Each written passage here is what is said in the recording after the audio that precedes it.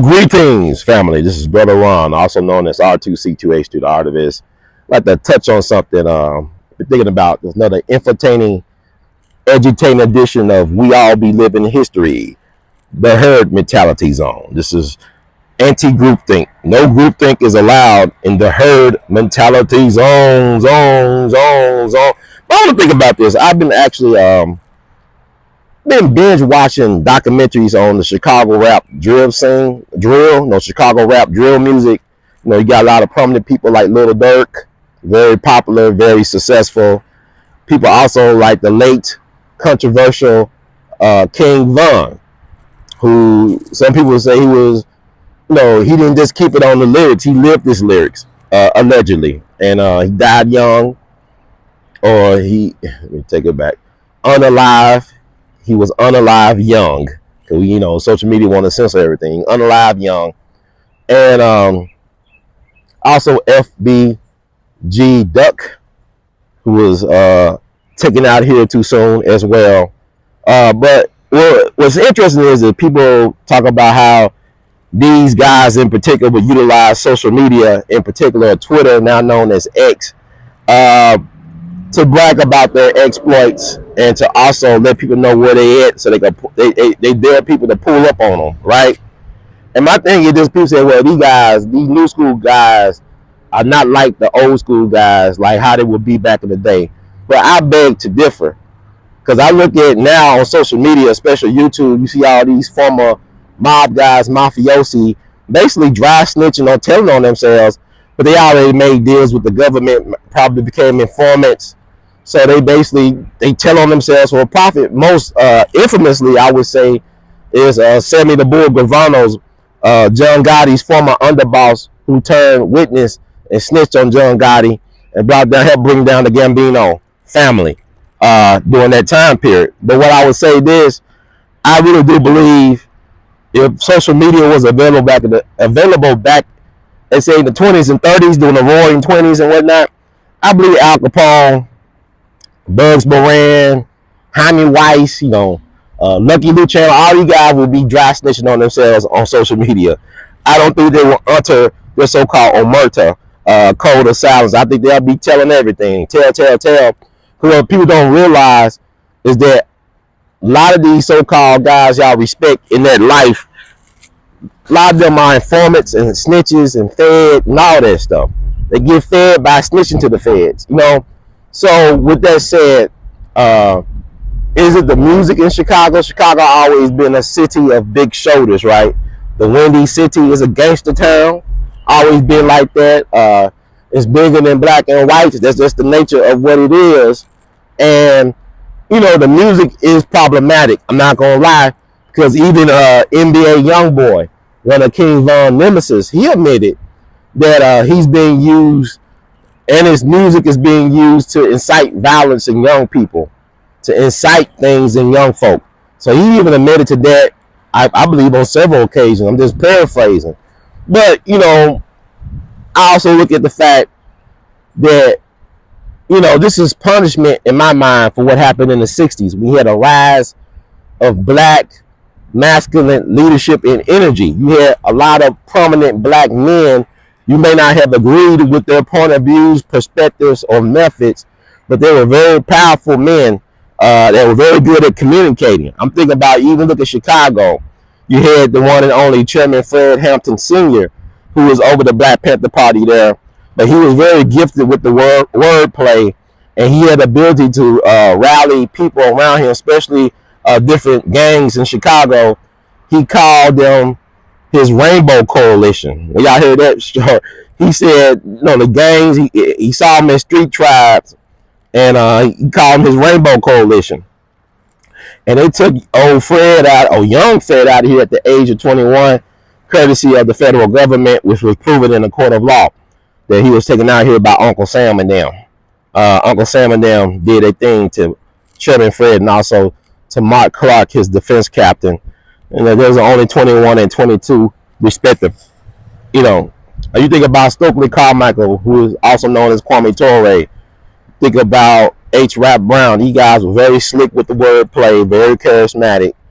And also you think about the Black Panther leader who got done in at UCLA back in January of '69. You think about Apprentice Bunchie Carter, who at one point I would say he was a well-respected gang leader in South LA. I think he was in the leadership of the Slausons, and he became a Black Panther. But also he was a very gifted poet, so he's good at communicating with his mouth. The power of life and death resides in the tongue. So they took him out of here, along with John Huggins, another Black Panther brother, back in January of '69. They took Chairman Fred and Mark Clark out of here at the end of '69, December '69. So, but you transport to now, the rappers of today would have been the revolutionaries of yesteryear. They would have been the Malcolms and the Kwames and the H. Rap Browns and the Apprentice Bunchie Carters and the Fred Hamptons. But the government said, enough of that. Let's destroy that type of man of ever coming back here again. Let's not develop that type of black man. Now, there's been an attack on masculinity really in general.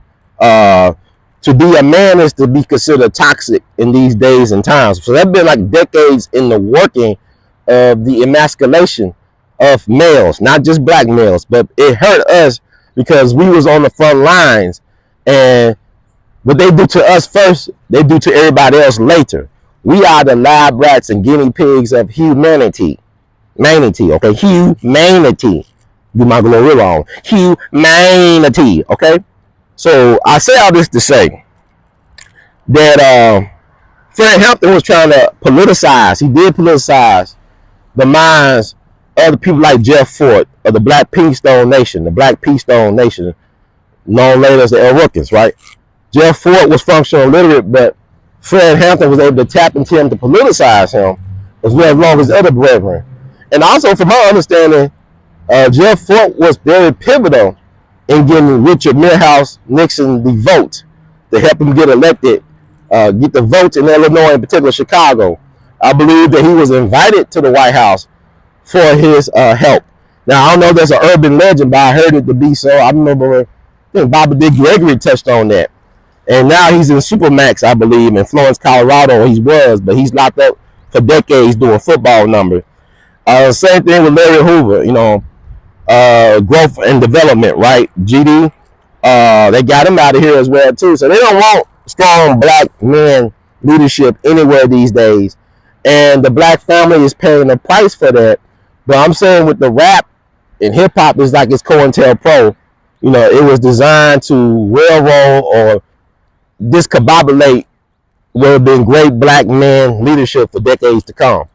So think about it, even with the government, taking black men out of the homes, the black fathers out of the home, so that the black woman can receive welfare, and make Uncle Sam her daddy or Zaddy, or the government her daddy, Zaddy, whatever y'all want to call it.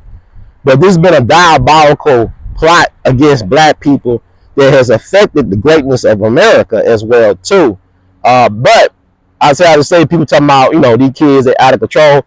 It's always been like that. I believe that if Jesse James could have did Facebook Live back in the day, he would have did, hey, howdy everybody, it's Jesse James. I'm at so-and-so First National Bank. I'm going to give you my location. I dare y'all to come pull up on me. I dare you to come pull up on me. I'm Jesse James. Okay? So this is American history. Like I tell people, American history is just a big gangster rap album. That's how I look at American history. But, it's something to think about. Because I look at Kodak Black, I look at NBA Youngboy, I look at Dolph. We just lost Dolph in Memphis not too long ago.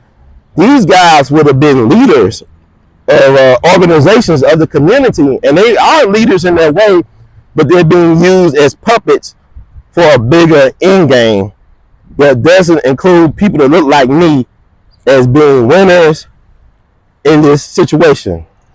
Now, are we collaborators in our own demise? Time will tell. But I think it's interesting that Bill Cosby, regardless of what you think of him personally, he wanted to have a network to project positive black images out there. And if you look at all these black TV shows and stuff out there now, even the music, it's very negative. There is no positivity. And that's how people view black people in general throughout the world. So control your story, control your image, because we all be in it to win it. One love. Keep on producing and pushing. Go to Ron. I'm out.